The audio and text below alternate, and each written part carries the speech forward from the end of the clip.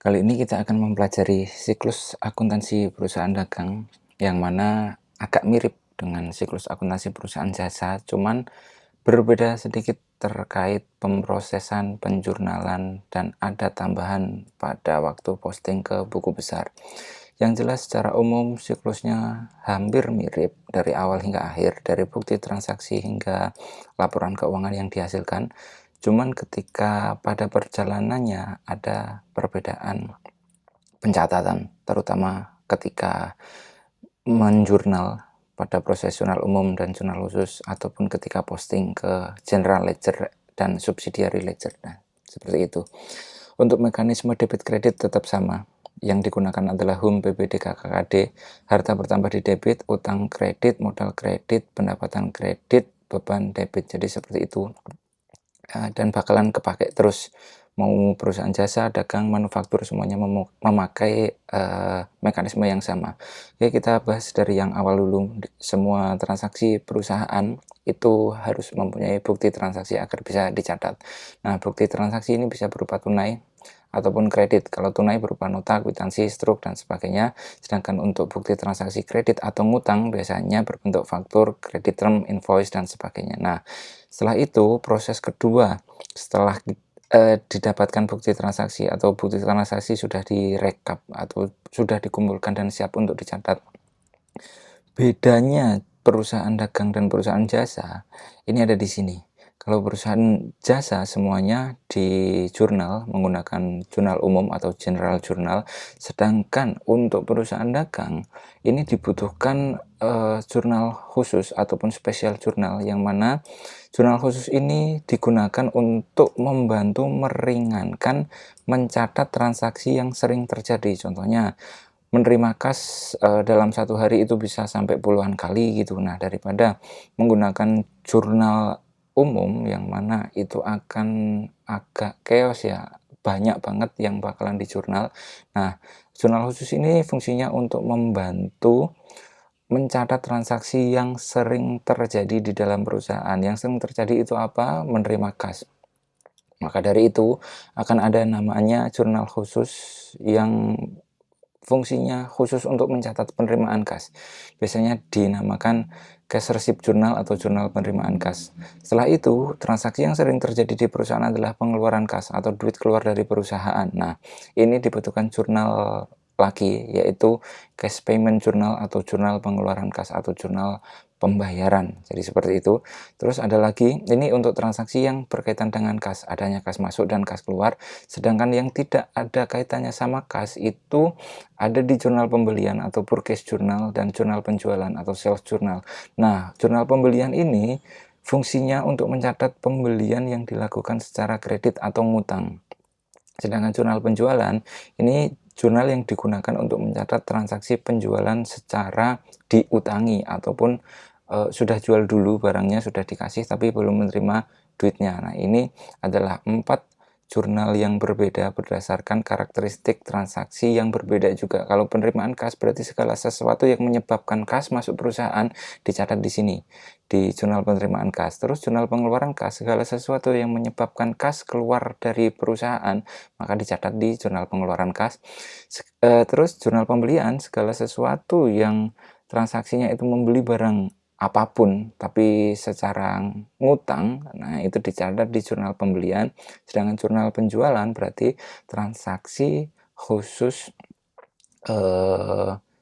penjualan barang tapi belum menerima duitnya atau penjualan tersebut secara kredit atau tidak tunai. Nah, oke, dari jurnal ini berkembang dari 1 doang menjadi 5, dan jurnal khusus maupun jurnal umum ini sama-sama akan diposting ke buku besar. Sedangkan kalau di perusahaan jasa itu simple, semua yang ada di jurnal umum itu diposting ke buku besar semua. Nah, di jurnal khusus ini juga nanti bakalan diposting ke buku besar, tapi ada yang namanya buku besar pembantu. Jadi ketika ada transaksi yang dicatat di jurnal pembelian ini membeli secara utang ya, membeli secara kredit, artinya belum membayar uang sama sekali kepada pihak sana, pihak luar. Nah, otomatis kan akan melahirkan utang.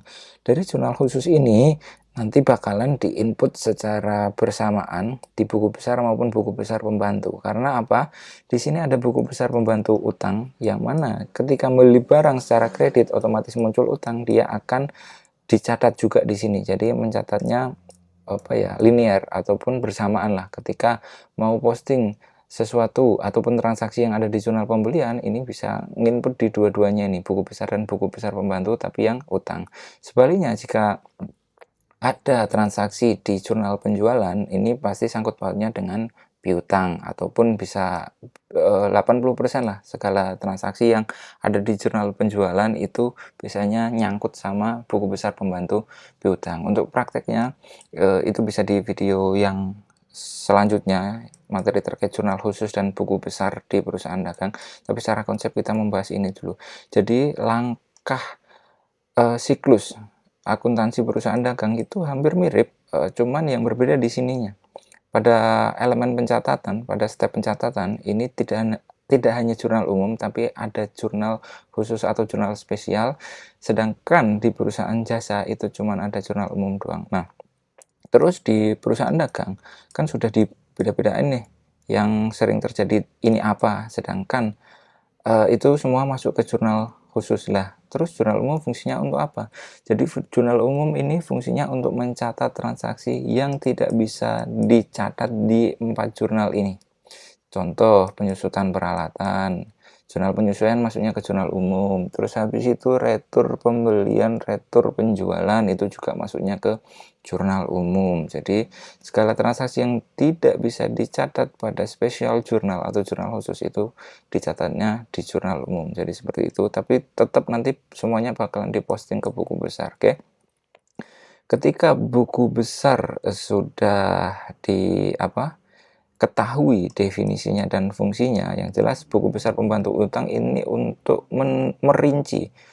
Di buku besar ada saldo utang senilai 40 juta misalnya, terus di tracking nih 40 juta itu kepada siapa aja. Nah, ini ada pembantunya atau buku detailnya, yaitu buku besar pembantu utang atau Account Payable Subsidiary Ledger. Sedangkan jika di buku besar meninggalkan saldo piutang senilai 25 juta misal, nah itu bisa dilihat dari mana 25 juta itu siapa aja yang belum membayar, itu bisa dilihat di sini di buku besar pembantu piutang atau Account Receivable Subsidiary Ledger, oke? Terus setelah buku besar diproses yang menghasilkan saldo akhir masing-masing akun, habis itu step selanjutnya adalah dimasukkan ke dalam neraca saldo atau diresum di neraca saldo agar kita bisa mengetes keseimbangan akun debit dan akun kredit pasca posting di buku besar. Setelah itu diadakan jurnal penyesuaian. Nah, jurnal penyesuaian di perusahaan dagang ini ya hampir mirip sama jurnal penyesuaian yang ada di perusahaan jasa. Nanti kita akan bahas pada video terpisah. Yang jelas ketika neraca saldo sudah tersusun, jurnal penyesuaian sudah dibuat, maka dari itu langsung ditandingkan neraca saldo disesuaikan atau adjusted trial balance. Yang mana adjusted trial balance ini adalah penambahan ataupun pengurangan dari neraca saldo versus jurnal penyesuaian. Kalau debit ketemu debit ya bertambah, kalau kredit ketemu kredit ya bertambah, kalau debit ketemu kredit ya berkurang, dan sebaliknya. Jadi seperti itu. Jadi itu adalah logika dari neraca saldo disesuaikan pada perusahaan dagang. Sama persis dengan apa yang ada di perusahaan jasa. Terus step selanjutnya adalah mempersiapkan laporan keuangan.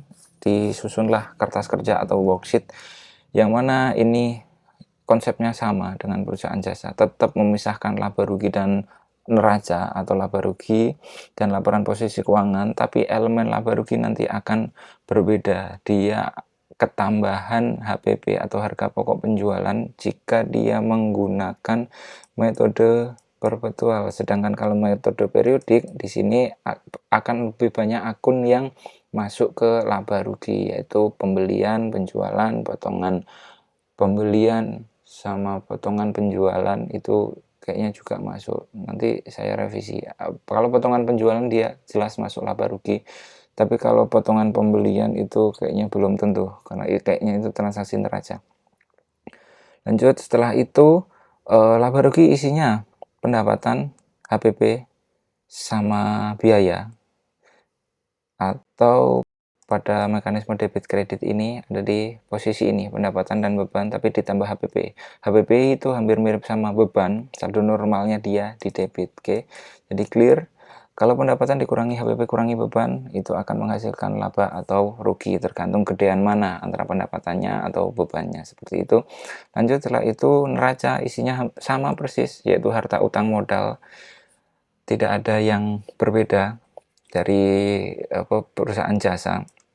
Sedangkan ketika kita sudah memperoleh data laba atau rugi pada profit loss statement atau income statement, kita bisa proses laporan perubahan modal, yang mana laba akan menambah modal ataupun rugi dia akan mengurangi modal, yang mana modal akhir ini akan dimasukkan ke dalam neraca. Oke, setelah laporan perubahan modal disusun, laba rugi disusun, neraca juga sudah tersusun, waktunya menutup siklus menggunakan jurnal penutup. Ini akan sedikit ribet di perusahaan dagang karena memang banyak yang harus ditutup, enggak sesimpel perusahaan jasa, jadi stepnya akan lebih banyak. Terus habis itu, jika pada jurnal penyusunan dia menggunakan metode laba rugi, otomatis akan dilaksanakan yang namanya jurnal pembalik atau reversing entries. Jadi secara umum, siklus akuntansi perusahaan dagang adalah seperti ini. Yang membedakan antara perusahaan dagang dan jasa itu ada di penjurnalan dan di buku besar. Yang masif itu sih, sedangkan yang lain itu perbedaannya nggak begitu banyak. Ini adalah penjelasan singkat terkait siklus akuntansi dagang. Untuk video detail terkait jurnal umum, jurnal khusus, buku besar, dan buku besar pembantu akan disajikan pada video terpisah. Terima kasih.